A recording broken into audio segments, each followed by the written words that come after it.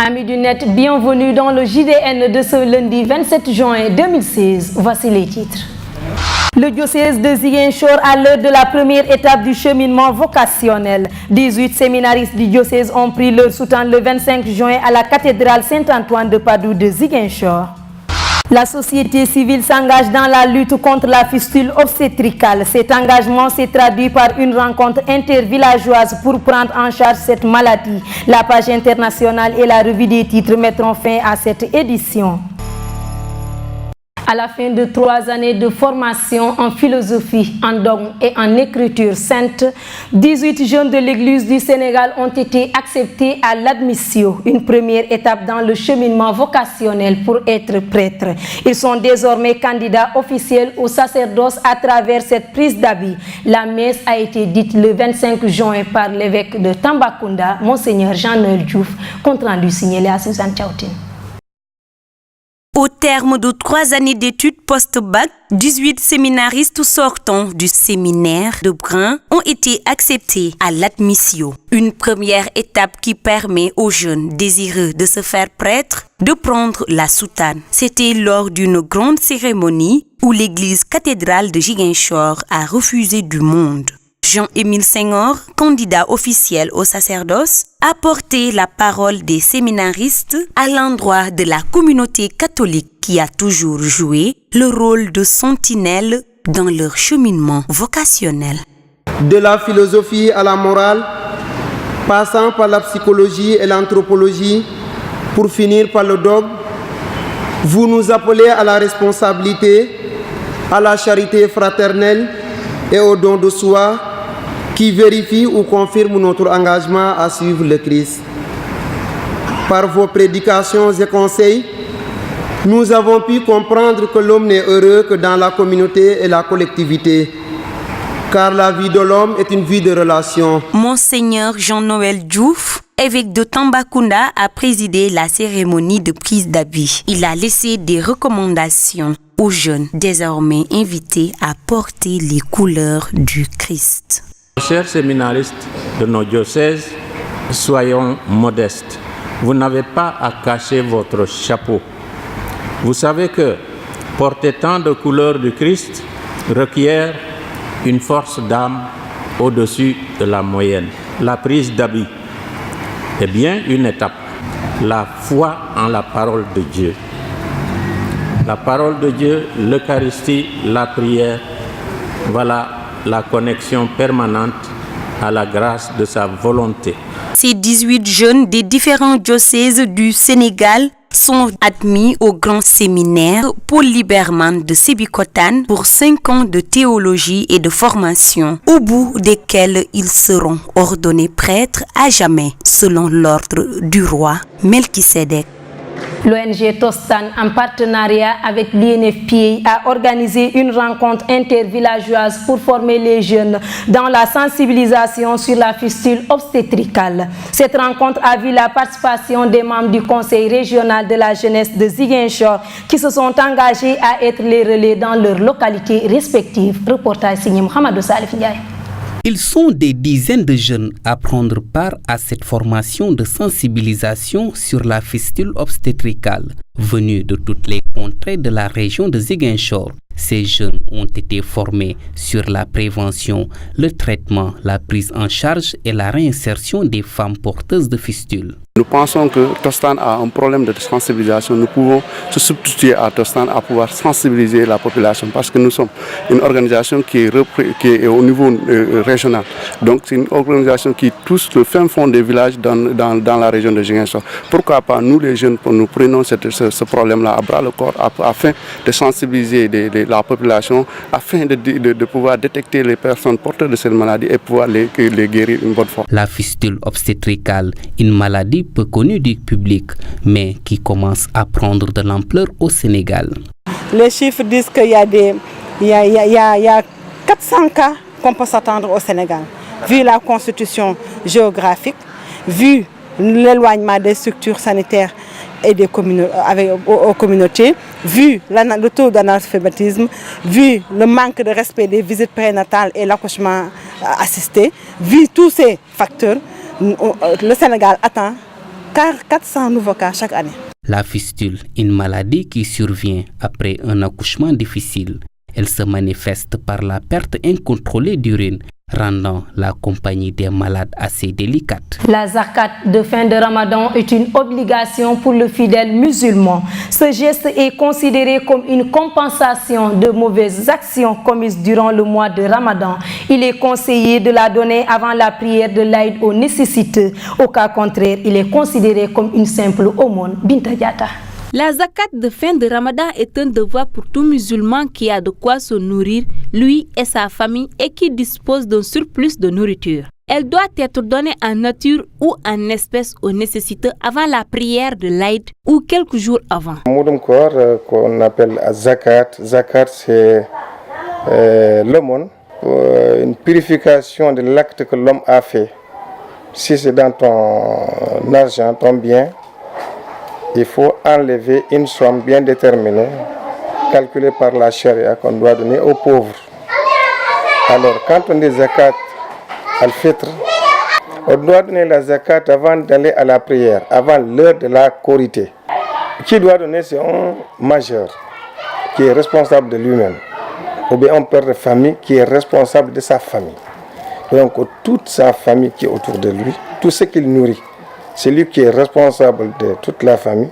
Donc, elle doit donner en quantité de chaque membre de sa famille. Destiné aux nécessiteux à une valeur d'environ 2 kg au plus, il est conseillé de donner la zakat d'el-fitr dans la plus grande discrétion, voire la nuit ou tôt le matin. Ça fait au moins 1,8 kg.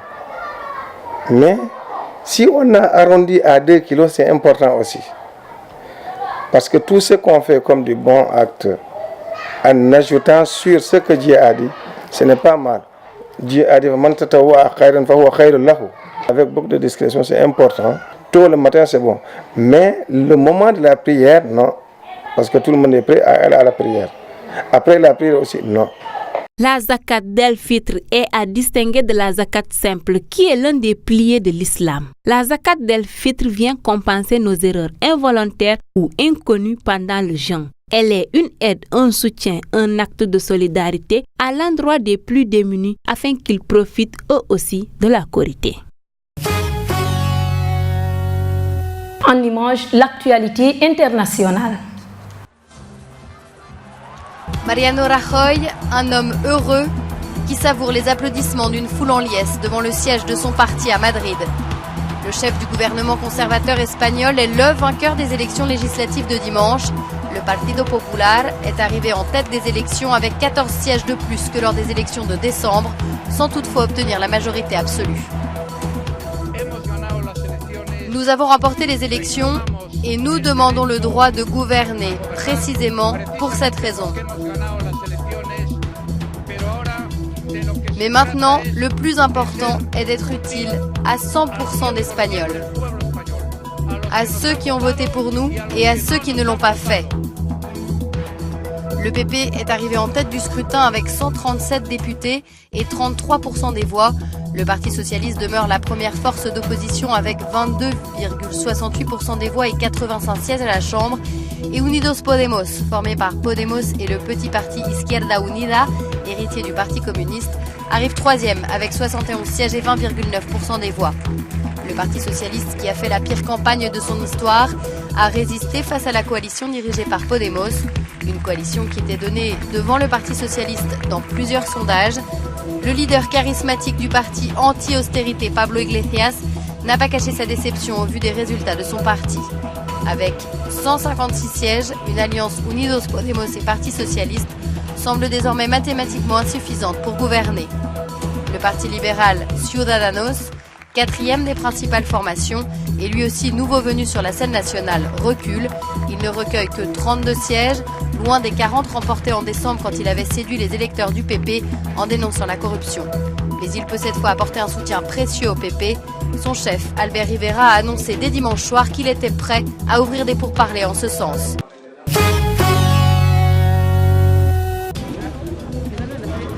L'explosion d'une grenade dimanche soir à Antananarivo à Madagascar a fait au moins 2 morts et 84 blessés lors des festivités liées à la célébration du 56e anniversaire de la fête nationale.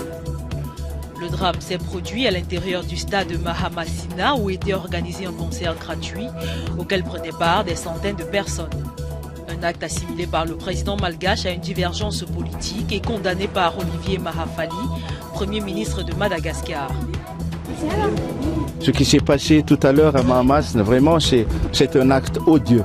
Le gouvernement n'accepte pas et n'acceptera pas vraiment ces manœuvres de déstabilisation. Pour l'instant, la police n'a effectué aucune arrestation et l'attentat n'a toujours pas été revendiqué. Le dernier attentat à Madagascar remonte au 25 janvier 2014, dans l'explosion d'une grenade qui avait fait un mort et plusieurs blessés à l'extérieur du même stade dans la rue. Nous accueillons Moussou Diédiou et c'est pour la revue des titres. Bonjour à tous et merci de nous rester fidèles pour la revue des titres de ce lundi 27 juin 2016. Sud Quotidien titre à sa une, deal autour de la libération de Karim Wade, Seydou Gueye rectifie et dit. La sociologue Seynabou Sy Ndiaye sur la libération de Karim Wade, la date du 23 juin a été souillée. Cinquantenaire de l'an noir 2, hommage à Sembène Ousmane. Cap des Biches, 2500 artisans menacés de déguerpissement. Libre propos par Abdoulaye Thiam, tous des dealers. À la une du Populaire, libération de Karim Wade dans les coulisses de la médiation de Touba. Tout a commencé le 11 septembre 2016 aux HLM avec 2 doléances du Khalif à Macky. Libération de Karim et réconciliation avec Wade. Les dates repèrent des démarches de Serigne Sidi Maktar Mbacké.